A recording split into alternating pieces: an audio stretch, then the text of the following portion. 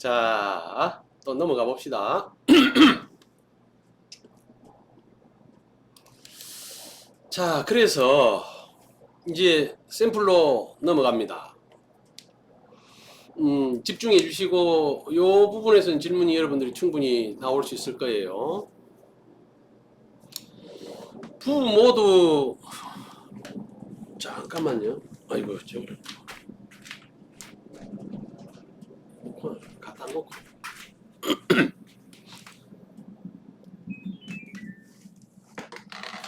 자, 여러분 다시 하겠습니다. 자, 오늘 샘플 강의 하겠습니다. 부부 모두 의사이면서 전공은 동일합니다. 세부적으로 나누어지겠지만은 자녀는 공이 아니고 부부지간이니까 아들 하나, 딸 하나 있어요. 예, 부부 갈등이 심하다고 작년에 이제 왔었고 이혼 여부를 물어보는 사주였습니다. 여러분들이 대강 한번 이제 여러분들도 이제 감정을 업해가 3초 만에 보겠다. 대강 이제 빨리 느끼신 분도 있을 겁니다. 부부 갈등이라는 질문이 딱 오면 이미 눈에서 들어와야 되는 몇 가지 포인트가 있어요. 자, 여러분의 생각과 제가 짚어본 생각이 같은지 한번 점검해 볼까요? 한번 흔들어 보면 잘 보이죠? 자, 부부 갈등의 근본적 원인이 무엇인가를 살펴보고 그 갈등이 깊어진 해와 이유, 이혼을 한다면 언제가 마땅한가? 사람은 만날 때도 마땅한 때가 있지만 이혼해도 상방이 서로 이해될 수 있는 상황이 돼야 돼요. 요즘은 예전하고 달리 이혼이 그렇게 또 무슨 죽고 살기로 말릴 만한 일도 아닙니다. 그래서 이혼도 때가 중요하다. 그래야 서로 상방의 피해도 줄이고 또 새로운 인생을 살아가는데 도움이 된다. 그러니까 운명의 결정 요인이 시간, 공간, 인간이었다 한다면 헤어지는 것도 때가 있다. 장소가 있다. 이런 것들을 여러분들이 기억해 놓으시고 이혼을 그러면 안 하고 살 방법은 무엇인가? 이것도 오늘 살펴보도록 합시다. 먼저 부부 갈등의 근본적 원인을 한번 볼까요? 자, 남자 사주를 보니까 당장 보자마자 간여지동이라.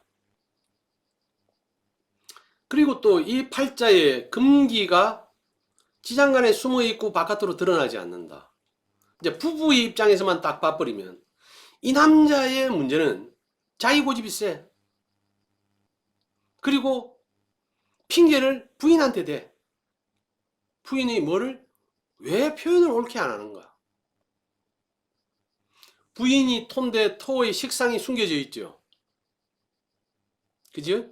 그러고 천간에서 기토를 쓰니 기토는 간목이 가는 길을 발목을 잡는다 안 잡는다? 그래, 네가 조금만 협조해주면 내가 쫙 달려갈 것인데 왜 내 발목을 붙들고 있는가? 그 다음 또 하나는 섹스에서의 불만도 충분히 있을 수 있다. 부인의 식상이 숨었다는 것은 뭐예요? 뭐예요? 아셔야 됩니다. 그 부인의 평소에 자기 표현의 왜곡도 있지만 그 표현의 왜곡 중에는 섹스에 대한 왜곡도 있다. 예를 들어서 뭐 부부관계 시에 적당한 표현이나 액션이 없다든지. 그리고 궁금하신 분들은 고목나무를 끌어안고 한번 해보시면 됩니다. 연습을. 예. 그래 보시면 돼요. 그런 것들 뭐 기타 좀 있을 수 있을 거고. 부인의 그러면 입장에서는 또 그다음에 이제 그 가기 전에 부부 갈등이 깊어진 해를 봅시다. 언제든지 부인이 문제가 아닌 자기 안에 문제가 있다는 게 우리 명리 공부의 출발이라면 남자 사주에서 가장 강력하게 쓰는 도구가 뭘까요? 의사라고 직업을 말했다면 식신인 사화가 될 겁니다. 또 식신 사화는 음양이 바뀌니까 식신도 됐다가 상관도 되지요. 그죠? 그렇게 이해를 하시면 되고 사화의 가장 강력한 도구로 의사로서의 능력을 사중경금을 꺼내가지고 멋지게 쓰는데 그게 저는 때가 온다. 언제냐?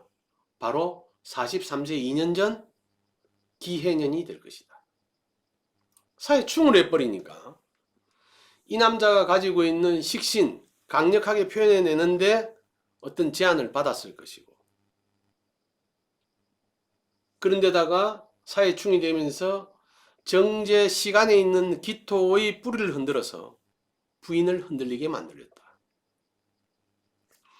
여자의 또 분의 사주로 가면 임계수는 여러분이 배운 대로 관의 불안정이 기본적으로 내포되고 있는 겁니다. 그러니 임계수를 쓰는 여자들은 스스로가 알아야 돼. 남자도 스스로가 자기가 간여지둥이면 내가 고집이 세다, 남의 말 안 듣는다, 길을 좀 키워야 된다. 이건 내 이야기입니다. 길을 좀 키워야 된다. 길을 또 이렇게 앞으로 땡기가 남의 말에 관심을 가져야 된다. 흘리지 마라. 임계수는 남편이 아무리 잘해도 지 입장에서는 불안하단 말이야. 관의 불안전이 있으니까 늘 남편을 붙들어 둘라 할 것이고, 남편의 확신 부족은 뭐냐면 여자 팔자에 식상이 또 묘하게 숨어 있죠. 식상이 숨어 있으니 자기 스스로의 표현이 바깥으로 드러나지 못하는 안타까움도 있지만, 해월의 임수라는 자체가 에너지가 모여 있죠. 임수가 씨앗같이. 그러니 자기 안으로 옹알이 할 가능성이 많다. 근데 이걸 남편으로 놓고 보면 그거는 이제 여태까지 자기가 자기를 보는 거니까 못 볼 수가 있어. 근데 남편을 볼 때 남편의 안타까움은 뭐냐? 남편이 관이 드러나 있지 않으니, 남편이 어떤 일에도 자존감에 팍 차가지고 여보 걱정하지 마, 있어봐. 있어봐 서방 알지요? 당장 오늘 뭘 못 갖다 줘도 있어봐. 인천 부두에 라이터 배가 한번 들어오면 처갓집에 100억, 당신은 땅에 밟고 살 일이 없어. 그래야 되는데 이 남자가 늘 불안해한단 말이야. 자기 입장에서. 그러니까 남편 스스로가 자기 확신이 없는 것에 대한 여자의 불안감. 또 내 마음 몰라주는 남편. 표현을 안 하는데 표현이 안으로 숨어 있는데 그걸 웃지 알끼고. 그래서 이 글자들이 부부가 되는 건 알겠지요. 둘 다가 육친으로 따지면 자식이 다 숨어 있잖아. 그러니까 여성의 입장에서 가장 크게 남편하고를 견제해 줄 게 뭐야? 자식이지. 근데 자식이 있는데도 불구하고 안 나왔으니. 또 남자 입장에서 여러분 생각해 보세요. 재물은 숨겨놓고 명예는 맞박에 붙이라 했는데, 재물은 드러나 있고 명예는 어떻게 숨어 있으니, 군대로 따지면은 장군인데 모자 벗고 있는 장군하고 똑같아서 아무도 격려를 안 해줘. 우리가 남자들 군대 가보면 알지만은 뭐 생긴 꼬라지 보고 격려합니까? 그래서 군대에서는 바로 보면 알 수 있도록 계급장을 달고 맞박에다가 별을 달아놨단 말이야. 그리고 개나 소나 그거 보면 차보고도 격려를 해야 돼. 근데 간이 숨어 있으니 그런 일에서 부부의 인연은 맞다. 그러면 여자 입장에서 또 마땅한 이혼의 이런 고민이 온 게 언젠가? 여자 입장에서는 관을 건드리는 축이라는 게 와서, 여러분 생각해 보세요. 유축 합의되면서 정신세계가 강해지면서 여자 입장에서는 축진파를 하니까 이미 부인의 입장에서는 올해 또는 작년에도 마찬가지라 좌우충을 하지요. 자유파를 하지요. 자진합수를 하지요. 이런 관계, 그래서 두 부부 다가 공이 해자축의 시기에 안정된 삶을 유지하기는 힘들었을 것이고 12년 전에도 마찬가지였을 것이다. 지금 그렇다면 앞으로 12년 뒤도 마찬가지다. 자, 그러면 이혼을 한다면 언제가 가장 좋을까? 가장 마땅한 거는 딱 보니까 신축년의 축이 남자 팔자에서도 쟤를 축진파지요. 다 했다. 갈라서도 된다.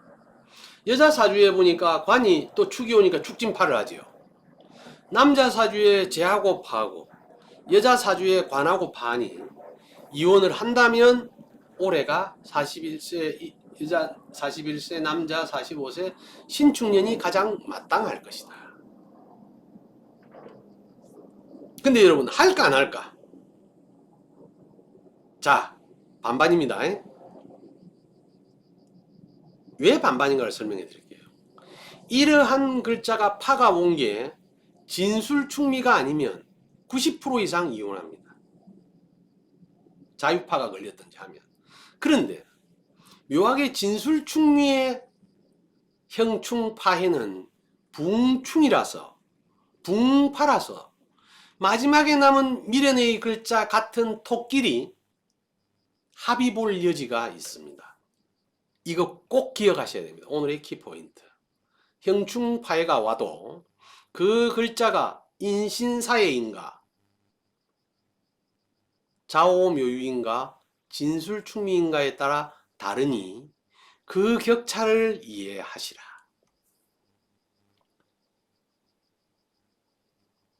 요거 당구장 표시. 그리고 또 앞서 설명드린 대로 지장간에 숨어있는 남자의 관, 지장간에 숨어있는 여자의 식상, 이 의미하는 바는 무엇일까? 이거 한번 짚고 넘어가셔야 됩니다. 이런 것들이 결국 심리적으로 어떻게 다를까라고 보면, 여러분 옛날 어른들이 부부지간의 묘를 세월이 지나면 이런 거 저런 걸 겪고 오면 미운 정도 정이라서 산다도 있고, 현대에 와서는 황혼이혼도 나쁘지 않다. 수명이 길어졌으니. 여러 가지 이야기들은 다 타당성을 가지고 있습니다. 그런데 관이 숨어있는 남자인 경우에 자기 자신의 자존감이 경제적인 능력이 됨에도 불구하고 자기 프라이드가 없어. 그래서 잘 삐껴.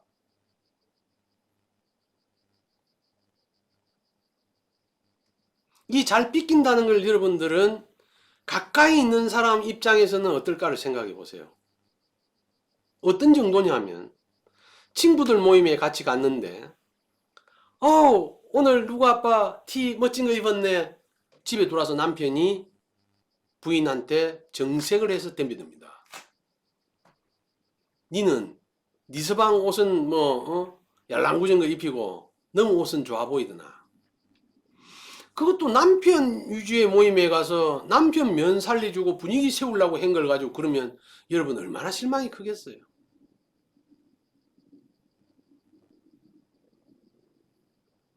그리고 또 여자 입장에서 지장간에 자식이 숨어 있다는 것은 여자 입장에서는 불리하면 무슨 핑계를 댈 수 있어야 돼?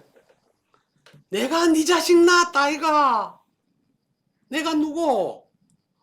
네 새끼의 애미다. 시어머니 내가 누굽니까? 네 손자의 애미다. 이거로 큰 소리 쳐야 되는데.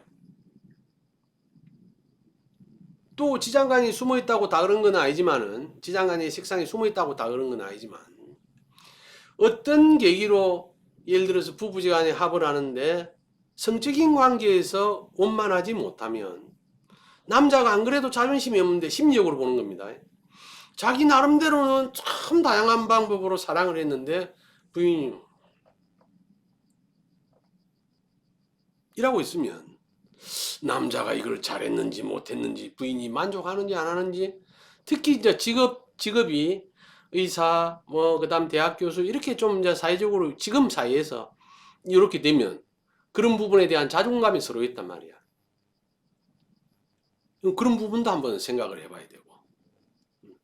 그렇게 이제 이렇게 식상이 숨어 있는 남자든 여자든 식상이 왜곡된 사람들의 특징은 뭐냐면 가까운 사람한테 고통을 줘요. 어떻게?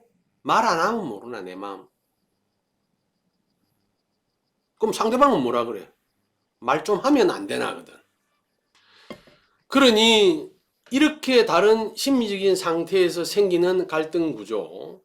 그런데 이제 이 구조가 올해를 넘기면 또 무탈하게 살아가집니다. 12년 전에도 그랬듯이. 내년이 되면 숨어있는 여자의 식상이 드러납니까? 안 납니까? 드러나죠. 그러나 남자의 갈등은 좀 더 갈 수 있다. 그러나 이제 인중병화가 씨앗을 뿌리면서 그래 내가 남잔데 좀 이건 참고 견뎌야지 할 수 있다. 그래서 올해까지가 갈등 구조다. 그래서 이럴 때의 처방은 무엇인가? 작년에 왔을 때 두 가지를 답을 줬습니다. 더 오래 인연을 가고 싶은 마음이 부부지간에 마주보고 우리가 이걸 한번 극복해보자.